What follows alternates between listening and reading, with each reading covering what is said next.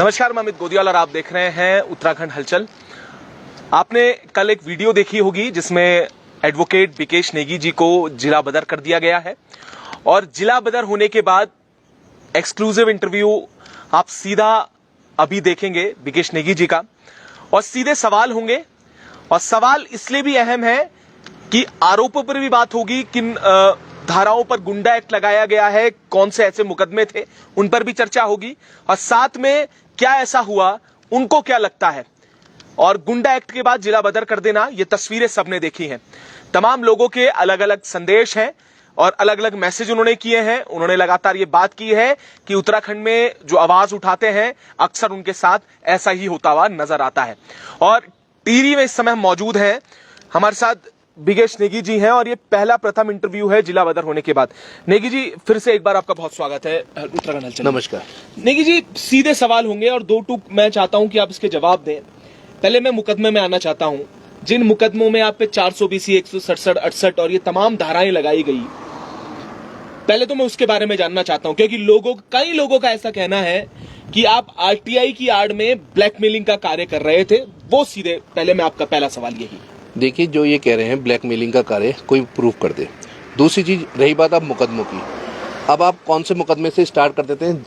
जितने भी ये मुकदमे हुए हैं ये सिविल मैटर कोर्ट में पेंडिंग थे हमारे क्लाइंट के, उनकी मैं पैरवी कर रहा था। SC/ST के मुकदमे चल रहे थे, उसको दबाने के लिए उसमें जब SC/ST में भी रिपोर्ट मांगी गई, उसमें भी पुलिस ने खुद लिखा कि सिविल वाद है, उसके बावजूद भी मुकदमा हुआ। अब जो अभी परसों इन्होंने मुकदमा करा 323, 504, 506, 420 सब लगा के, उस प्रॉपर्टी पे सिविल कोर्ट से उन्हीं खस्से नंबर पे स्टे हो रखा है और विकेश नेगी केवल पैरवी कर रहा है। विकेश नेगी का नाम इसलिए डाला जाए कि उसने जो ये पीछे से कोकस बन के काम कर रहे हैं उनके खिलाफ आवाज उठाई हुई है। बेसिकली ये प्रेशर में सारा ये मुकदमे लिखवाए जा रहे हैं। गणेश जोशी, गामा और एक है इनके साथ पत्रकार सारा का राकेश डोभाल, तो और एक कमली भट्ट, तो ये कॉकस बनके ये सारा काम हो रहा है। आप कोई सी भी FIR निकलवा लीजिए, उसमें कहीं भी आपको डेट ऑफ टाइम नहीं है जिसमें इंसिडेंट इन्होंने झगड़े का दिखा रखा है। दूसरी चीज, उस प्रॉपर्टी के खस्से नंबर स्टे हो रखे हैं। ठीक, 420 के जो मुकदमे है, विकेश नेगी का कोई लेना देना नहीं है, पर विकेश नेगी का नाम डाला हुआ है। दूसरा, रायपुर में इन्होंने लिखाया 93 करोड़ लैक्स का। बिल्कुल, वो जो मुकदमा है कमल प्रसाद की जमीन है, उनके साथ लेन देन है। उसके बाद उन्होंने आके कॉम्प्रोमाइज भी कर लिया जिन्होंने मुकदमा लिखवाया, क्योंकि उनके पैसे मिल गए, पर वो उन्होंने कहा कि हम कठपुतली बने हैं। ठीक, एक मुकदमा इन्होंने लिखा है डोईवाला में, जिसमें लिखा है कि फलाने किसी का मौखिक अनुबंधन है, उसको विकेश नेगी जानते हैं। अब आप सोच लीजिए, जितने भी हैं मौखिक अनुबंधन लेके आप पहुंच जाइए थाने में, अब मैं देखता हूँ आपके मुकदमे कितने लिखे जाते हैं। तो ये काम चल रहा है केवल। और आप जो भी घटनाएं हैं, मुकदमे हैं, सैन्य दाम का खुला तुरंत मुकदमा, गणेश जोशी का खुला तुरंत मुकदमा, गामा का खुला तुरंत मुकदमा। तो आप एक सीरीज चलते हुए आ रही है। जैसी मैंने प्रकरण खोले हैं, क्योंकि इसमें भूमाफिया भी इन्वॉल्व हैं इनडायरेक्ट वे में, क्योंकि इतनी बड़ी संपत्तियां लोगों के हाथ से निकल गई हैं, मतलब भूमाफियाओं की वजह से, जो सरकार की होनी चाहिए थी। तो इसलिए तो अब दुश्मनी तो बढ़ेगी, पर लेकिन सरकार ने, जिला प्रशासन ने, जिन्होंने मुझे जिला बदर करा, अब मैं उन्हीं पे आता हूँ, उन्होंने आज तक इन चाय बागान की जमीनों को कब्जे में क्यों नहीं लिया। बीजेपी का ऑफिस है, उसके सामने है सारी जमीनें, जो सारी कम से कम 150 बीघा जमीन है, क्यों नहीं कब्जे में लिया। हमें गुंडा बताया। और आज UKD वाले, उनका किसी का पत्र भी आया, उन्होंने बताया कि मैडम ने कहा कि उन्होंने कभी मुझे बताया नहीं कि सिविल वाद है। आप वो मेरी फाइल की सर्टिफाइड कॉपी निकालवा दीजिए, पूरे के पूरे डॉक्यूमेंट लगे हुए होंगे। तो अब आप ये देखिए कि कितना बायस होके काम हो रहा है।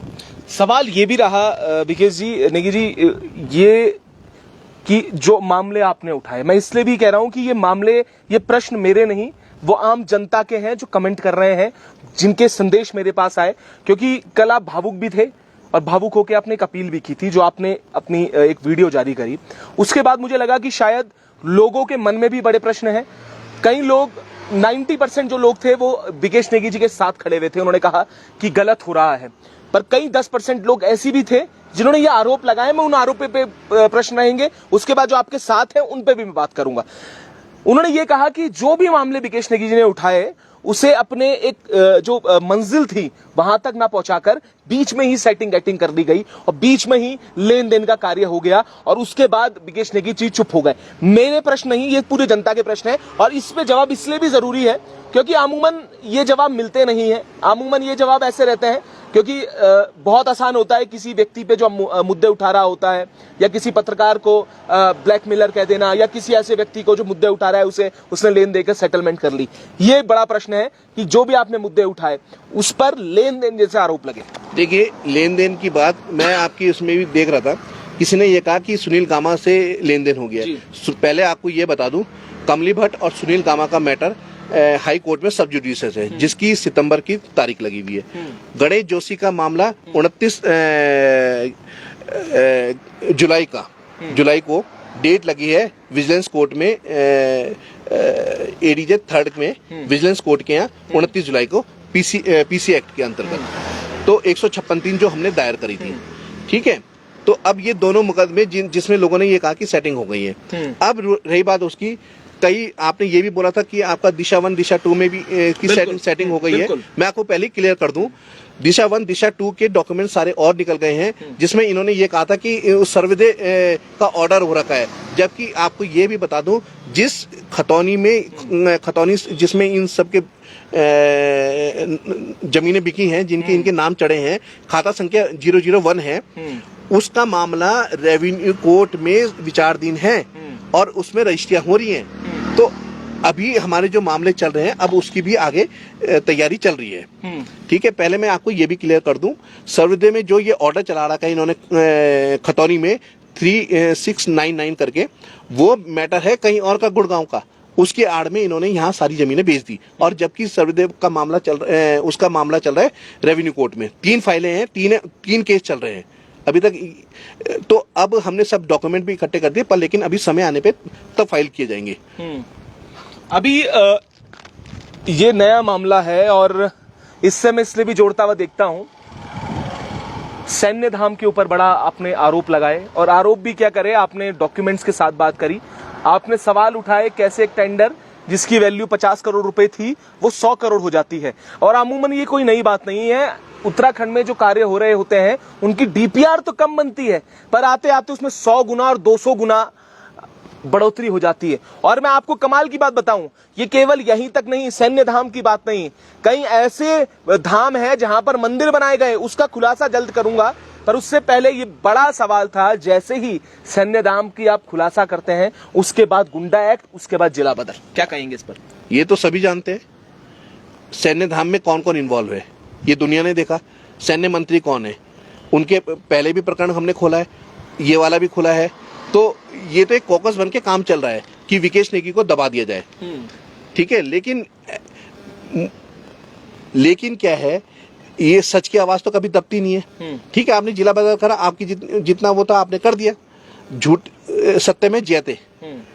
आज अभी सीबीआई इसकी जांच कर ले, सीबीसी इसकी जांच कर ले, आपको दूध का दूध पानी का पानी हो जाएगा। सीधे आप मुझे ये बता दो, जो डीवीआर बनी थी 99 की, पहले तो डीवीआर बनी 48 में, डिपार्टमेंट अपना कमीशन छोड़ रहा है 1 करोड़ 9 लाख रुपए, और वो ठेकेदार को फायदा पहुंचा रहा है। अब उसके बाद एक्स्ट्रा आइटम की अलग बिलिंग चल रही है, वो कहां से आ रहा है पैसा? ना उनका टेंडर हुआ।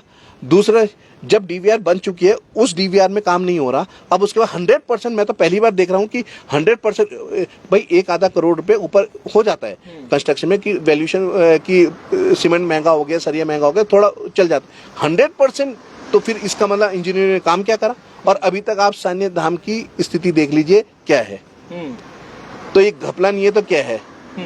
तो अगर इसको उजागर करा, और सबसे बड़ी बात है, हमारा प्रदेश सैनिकों का प्रदेश है, उनकी आस्थाओं का प्रदेश है। 100 कितने घरों से ये मिट्टी लेके आए कि और उस मिट्टी की आड़ में ये इतना बड़ा खेल खेल लिया, और ये तो प्रधानमंत्री का ड्रीम प्रोजेक्ट है। और गणेश जोशी जी, उन्होंने खुद कहा कि इसमें अध्यक्ष माननीय मुख्यमंत्री जी हैं। तो ये कहाँ डाउट जा रहा है? और जब जो प्रधानमंत्री जी कहते हैं कि मैं खाऊंगा ना खाने दूंगा, हम उनके उसमें चल रहे हैं यहाँ पर, तब हमारे साथ ये हमारे ऊपर ये गुंडा एक्ट लगा दिया। आप ये देख लीजिए जो भी FIR हैं उनमें गुंडागर्दी की कहां पर है भाई? जो भी तुमने लगाए हैं वो गुंडागर्दी में कभी कवर नहीं होते हैं। और पुलिस की किसी में उसमें पब्लिक का कोई विटनेस नहीं है। अब ऐसे तो आप निकाल के रिकॉर्ड देख लीजिए, कितने मंत्री हैं, कितने विधायक हैं, और खासकर गणेश जोशी जी ने तो पुलिस सरकारी घोड़ा तो एक सैनिक होता है उनका, उसका मर्डर करा, उसकी टांग तोड़ी, उन पे मुकदमा करके उन पे क्यों नहीं लगाया, जिला बदर करा? और अब तक आय से अधिक संपत्ति में गामा के ऊपर क्यों नहीं मुकदमा हुआ? आय से अधिक संपत्ति में गणेश जोशी पे क्यों नहीं मुकदमा हुआ? सवाल सबसे बड़ा ये होता है, क्यों नहीं इन पे? मगर हमने तो डॉक्यूमेंट के साथ दे दिया, विजिलेंस ने अभी तक क्यों नहीं मुकदमा करा? इसमें शासन से अनुमति की जरूरत नहीं होती है, पर विजिलेंस कि जी हम शासन के अधीन है। तो अब आप देख लीजिए, अगर ये आम आदमी का होता कि जी पैसों का लेने 420-400 से मुकदमा लिख दो, यहाँ तो अभी तक मुकदमा क्यों नहीं लिखा? सबसे बड़ा सवाल ये होता है। ये मेरी नहीं, ये तो आप जनता से भी पूछिए भी फिर क्यों हो रहा है मेरे साथ ये, कि हमने ये सवाल उठाए हैं इसलिए हो रहा है। हाँ, ये सवाल मैं आपसे अगला करने वाला था कि लोगों का कहना ये भी है कि बिकेश नेगी पे जो मुकदमे लगे हैं वो जांच का विषय है। आप कह रहे हैं कि गलत है और इसकी जांच हो, ये दूध का दूध और पानी का पानी हो, इसमें ये न्यायिक प्रक्रिया है, इस पर जांच होगी, वो एक अलग रिजल्ट निकलेगा। पर सवाल दूसरा, यहां भी लोगों ने ये भी स्पष्ट किया, ठीक है उन पे मुकदमे हुए, उन्हें जिला बदर कर दिया गया, सब स्वीकार है, पर जो आपने आरोप आज तक लगाए उन पर क्या कार्रवाई हुई, उस पर कोई जवाबदारी देने के लिए तैयार नहीं है। ये लोग कह रहे हैं, सोशल मीडिया पर भी कर रहे हैं, और कई लोगों का कहना है कि सरकार बैकफुट पे है। सरकार ये कह रही है कि जो आरोप आपने लगाए उस पर तो जांच नहीं, पर जिस पर आप पे आरोप लगे, जिस पे मुकदमे लगे, उस पर आपको जिला बदर कर दिया गया। ये बड़ा प्रश्न बना है और ये लोग भी लगातार देखिए ये सब देख रहे हैं कि मैंने जो आरोप लगाए मैंने डॉक्यूमेंट के साथ लगाए, इन्होंने जो भी लिखा सब अपनी कहानियां लिख दी। अभी परसों की FIR है, उसमें 323, 504, 506 सब लगा दिया, पर घटना की तारीख, टाइम कुछ मेंशन नहीं है। अब सबसे बड़ी सवाल ये होता है, विकेश नेगी की डेट ऑफ बर्थ उन्होंने 76 लिख दी या 17 वो लिख दी, कहां से लेके आए? इन्हें कैसे पता मेरी ये डेट ऑफ बर्थ है? भाई चेक FIR में कितनी गड़बड़ है ये आप देख लेना, अगर आप निकाल के देखें, और FIR में कितनी गड़बड़ है वो आप देख लेना। पर लेकिन ऊपर से नीरज सेमवाल जो CO हैं, उन्होंने मुझे बुलाया, उन्होंने कहा जी ये ऊपर से आ रखा है SIT से। मैंने कहा जी क्या आ रखा? SIT वालों ने बोला हमारे पास आई थी, हमने उनको बोला कि हम कब्जे के आधार वाली जमीनों में उसमें हम मुकदमा नहीं करते, ना हम उसमें कोई कार्रवाई करते हैं। तो उन्होंने इनको, और आप पे कहीं से प्रेशर वगैरह करके आपको लिखाना है तो आप वो लिखवा लीजिए। तो नीरज सेमवाल जी ने मुझे ये बोला कि ये जांच आई है, ये ऊपर से आ रही है और ये मुकदमा लिखना है। मैंने कहा फिर हमें क्यों बुलाया? मैंने कहा मेरा क्या रोल है? कि नहीं जी इसमें ये आ रखा। मैंने उनको स्टे की कॉपियां दी, और जो पुलिस ने रिपोर्ट लगाई थी अपनी कि सिविल वाद है, सब कॉपियां दी। उन्होंने कहा जी ऊपर से वो आ रखा। तो हमने कहा सबसे बड़ी बात है कि आपको SIT ने नहीं बुलाया। SIT कह रहे हमने तो जांच ही नहीं करी कोई, और ये कह रहे कि ऊपर से आ रखा। तो अब ऊपर से आने का मतलब आप लोग समझ सकते हैं, जनता सब जानती है। तो ये मुकदमा क्यों लिखवाया गया? अब सवाल ये है कि इन पे क्यों नहीं हो रहा मुकदमा? ये तो आप सवाल शासन प्रशासन से पूछो, जो हमने चाय बगान की जमीन आज तक कब्जे में क्यों नहीं ली, ये बता दें क्यों नहीं ली, और इन पे क्यों नहीं हुआ मुकदमा? भाई हमने तो एविडेंस के साथ सब दिया है, इनमें तो अनुमति की जरूरत ही नहीं होती। अब दूसरी चीज, अब ना गामा पद पे है, अगर ये पद पे भी है तो अब सैंक्शन लेने की जरूरत भी नहीं है, क्योंकि PC एक्ट में सैंक्शन की जरूरत ही नहीं होती। तो नहीं, विजिलेंस कहती है हम सरकार के अधीन है, तो अब क्या बोल सकते हैं? आम आदमी पे मुकदमा लिखवा दो और उन पे ये चल रहा है।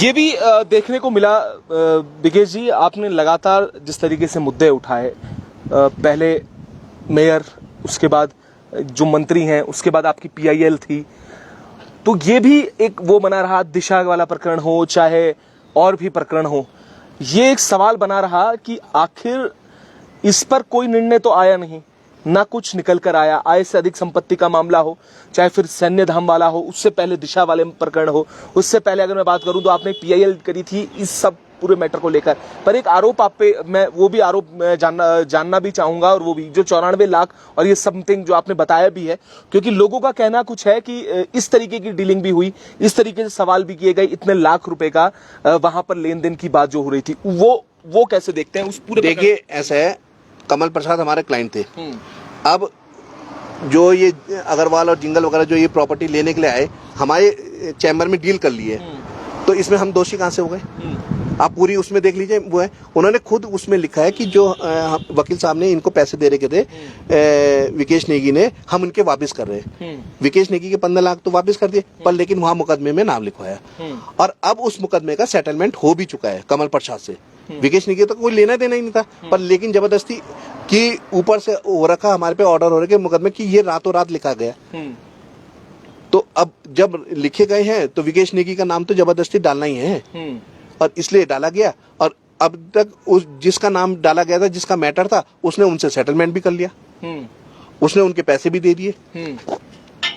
तो अब मामला रह कहाँ गया?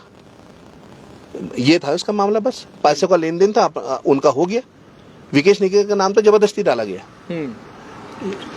इस पे अब बड़ा सवाल यह है कि आगे क्या, क्योंकि 6 महीने के लिए अब जिला बदर कर दिए गए हैं, और जो तस्वीरें आई उसके बाद अलग अलग कमेंट्स आए, पर अब आगे आप क्या करने वाले हैं? जो लीगल लड़ाई है, क्योंकि समय बीत रहा है, लंबा समय हो चुका है, आपको आपने जो अपने आरोप लगाए हैं, आपने जो डॉक्यूमेंट्स दिए हैं, उस पर तो अब तक शायद अभी कोई कार्रवाई नहीं हुई, पर अब ये जो 6 महीने का जो पीरियड है, इसके लिए आगे आप क्या करने वाले हैं? क्या करने आगे की?